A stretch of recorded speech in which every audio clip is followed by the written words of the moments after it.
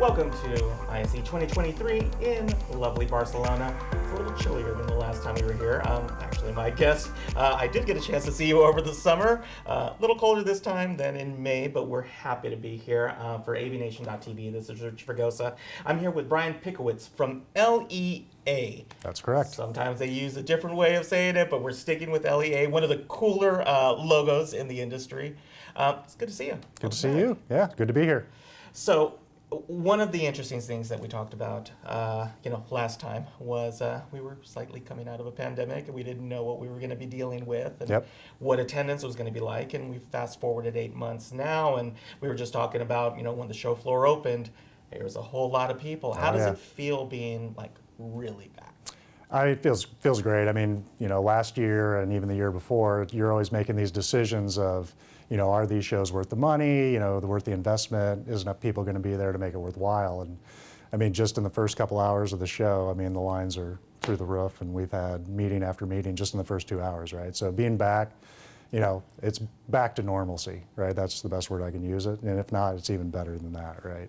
So I think everybody's had this pent-up demand of, missing these shows or not going to every single one they want to go to every year. And yeah, it's definitely back in full force. Well, and as a company, you guys are champing at the bit because it's started slightly before. I mean, the company came together in 2019, and then a slight little virus, I think, kind of switched the plans over for you guys. So this is the opportunity now to really be out and about. Yeah. So we attended ISE 2020, and then I think a month later, everybody was in lockdown, and it's kind of one of those things where you're a brand new company building up. And, there's a bunch of unknowns, and we just kind of all as a collective team got together and said, it's too late to turn back now, we got to figure it out. So, luckily through the pandemic, a lot of the partnerships that we had, a lot of the relationships that we had definitely kept the business going. And then I'd say in the last year and a half to 2 years, probably the last year and a half, as economies started opening, the U.S. first, and then, Europe started opening up, now Asia's been opening up. It's been just a steady increase in, business and all that. There's been a little bit of supply chain stuff here and there for us, but, we've been managed to manage through that as well. So LEA is a newer company. You've entered into a product market that you've got more than one other company who's been around. Why enter into that vertical? Yeah, so it's pretty interesting. I mean, Blake Augsburger, our owner, always has a passion for pro audio, and more specifically, electronics. So whenever he started the company and put his business model together, he was president of an amplifier company for many years, knows amplifiers, knows DSP, and that was his passion. So he started LEA. And what he wanted to do with the company from a product standpoint was not just be a commodity-based product. So, I mean, the feature sets that we have where our amps are connected to the cloud and you can remotely control and monitor them free to the customer. All of our APIs where we can work with different control interfaces, all of our speaker tunings. We have, 3,000 different speaker tunings. You kind of add all of that up in the technology, and it's not just another amplifier. It's actually useful to various, from pro to consumer to even residential side. It's a lot of the technology, if you will, that makes it special. So, as you see LEA evolve, we don't want to be known as an amplifier company. We want to be known as a technology company. And over the next coming years, as you see us continue to launch new products, you'll see that evolve into more of a technology company than just an amplifier company. And here at the show, you're at least at the beginning of a, more than a two-prong attack, but there's sort of a two-prong attack with this where you've got product and you do have an amplifier. Let's talk a little bit about that one. Yeah, so we do have a new product. That's the 1504. So that's 1,500 watts by 4 channels. It has all the exact same features of our existing product. So again, you can connect it to leaprofessional.cloud, which is a free service. It's got built-in DSP. We also have built-in Wi-Fi, access point, all that good stuff. But what makes this one different is it does have more advanced DSP. So we have included linear phase FIR filters. So that with that PowerPoint, you get into more of like the performing arts centers and line array type where you do need that FIR processing. So we do have a little bit more advanced processing. Well, let's talk about real world applications. Sure. Of this because it's when you're going through the technology, when you're going through the device itself, it is obviously something that you're excited about. Yeah. You're pushing the development of the product. The integrators, they're real world benefits. Yeah. Sometimes we get caught up in that side of the technology that we don't always get the chance to go, hey, this is why we did this, and this is what you can expect in your applications. What can integrators expect as a real world application of this technology when you're using it? Yeah, so I'll give you one example on the cloud side of things. So we have one integrator. I mean, we have thousands of integrators that use the cloud, but one specifically where at the beginning, when he first used the cloud, he's like, that's just a gimmick, I'm not going to use it. Well, he installs sports stores all around the U.S., and one of the sports stores called, and they had a parking lot sale out front, and they're like, the speakers out there aren't loud enough, and we really want the speakers louder for the parking lot sale.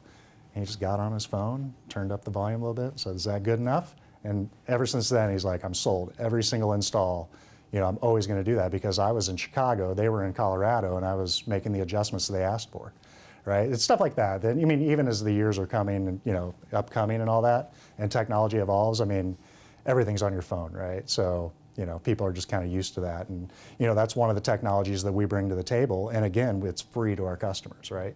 So this guy can service his customers better as a result of our product, and it doesn't cost him anything beyond the hardware itself. Well, you've already given me my lead in at this point, right? Which we started talking about the hardware. Yeah. There's software that is also, part of what you're pushing through in terms of the product line. Yeah, so we have a new software we're launching here at ISE 2023 called Sharkware.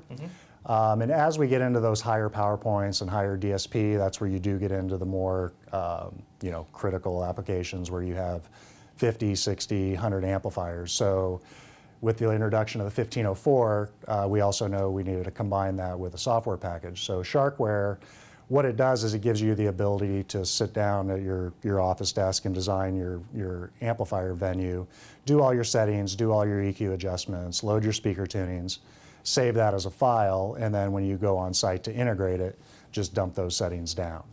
And one of the cool benefits is, so we have also, you can download it in Windows or Mac, but you can also share the file. So if someone designs the file in Mac, they can just send it to the guy and he can load it in on his Windows PC and it works seamlessly. So, when you get these bigger organizations that, collaborate and build the files up, doesn't matter if you're on a Mac or a PC, it'll work. So fantastic. Pretty cool.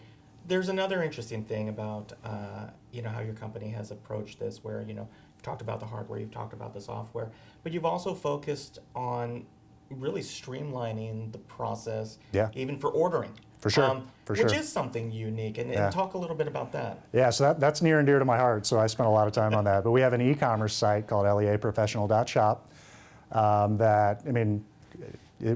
it's similar to an Amazon-like experience, right? So you go in, you click the product, figure out which model you need, click add to cart, and check out. It's super seamless, instant order confirmations, instant shipping confirmations with tracking and all that. And it's just amazing. Like, I'll be sitting on my couch at 10 o'clock at night and see 2 orders come through, right? And it's just awesome because, nobody's at work, it's, shut down, but our customers are, trying to get their jobs for the next few weeks. You've got integrators putting bids around, Yep. and, it's obviously, we know about our industry, it's not always an 8 to 5 thing. Yeah, and it's cool because it has real-time inventory, right? So if an integrator's on there at midnight their time, they can look in and go, they don't have this model, but they've got, 20 of those in stock, I'll take those, right? Not that in this day and age, nobody talks about, the dreaded S word, right? Yeah. Luckily with that, we've been able to keep a little bit ahead of it. So part of our business model was to have, good amount of inventory, because kind of our philosophy is if we have inventory, we know we'll be able to sell it. So whenever we had that, like the chip shortages and supply chain side happen, when that started, we were in really good shape inventory-wise. But then as it evolved, we have products that haven't even out yet that we're placing POs, years in advance or 9 months in advance. So, we've embraced it, I guess is the best word to say. Right. It wasn't easy, or it's not easy, but, I think we've come out of it from a competitive standpoint better than our competitors. Well, there you go. You're obviously, you have a booth at the show. We do. Great. So obviously, if people are in Barcelona, love to have you there. But let's say if we're not in Barcelona, how can they find out more about LEA? Yeah, so you can visit our website at leaprofessional.com or go see us on Facebook, Instagram, LinkedIn, and I'm missing one. What's the other one? I can't think. Anyway, those are all the three the major socials, ones. right? All of them we'll on there. abbreviate that way. Yeah, Twitter. That's the other one. I forgot about Twitter. Well, So, great. Yeah. Well, Brian, it's great having you here. It's Yeah. good to see you again. I'm hoping when we see you again, it'll be even better and bigger things coming through. I hope If you so. want to find out more about LEA, you can find them on their website. If you want to find out more about AVNation and our coverage of ISE 2023 in Barcelona, you can find us on our website at avnation.tv. This is Rich Fregosa for avnation.tv.